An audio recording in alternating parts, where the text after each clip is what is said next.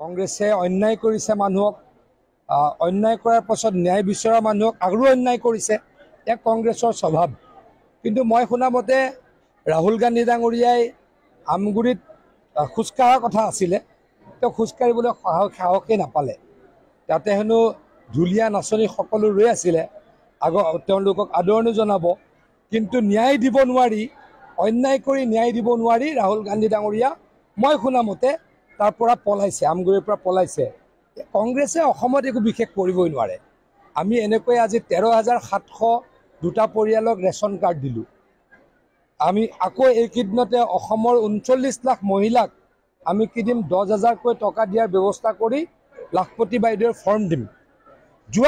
যোৱাকালিয়ে ACSৰ result ওলাইছে APSৰ result ওলাইছে জাগিৰোডৰ 3খন গাঁৱৰ 3জন ল'ৰা ছোৱালীয়ে ACSৰ চাকৰি পাইছে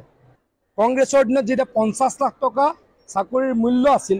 70 লাখ টকা চাকৰিৰ মূল্য আছিল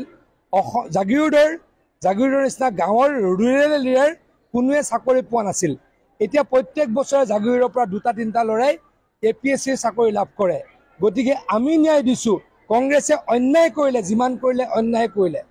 গতিকে আমি ৰাইজৰ কাম কৰিছোঁ আৰু কংগ্ৰেছে 50 লাখ টকা লৈ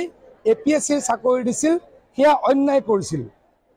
সেই অন্যায়ৰ ক্ষমা খুজক তেওঁলোকে ন্যায় যাত্ৰা কৰিবলৈ নালাগে অন্যায় কৰিছিলোঁ ক্ষমা খুজিছোঁ তাৰ কাৰণে তেওঁলোকে যাত্ৰা কৰক তেতিয়াহে হয়তো কোনোবাই কৰবাত অলপ সহায় কৰিব গতিকে ন্যায় যাত্ৰা বাদ দিয়ক ক্ষমা খোজা যাত্ৰা কৰক তেতিয়াহে কৰবাত হয়তো লাভ হ'ব একো লাভেই নাই ইয়াতে কোনো মানুহ নোলায় আৰু জাগিৰোড সমষ্টিতটো সকলোতকৈ ফ্লপ হ'ব বুলি মই আশা কৰোঁ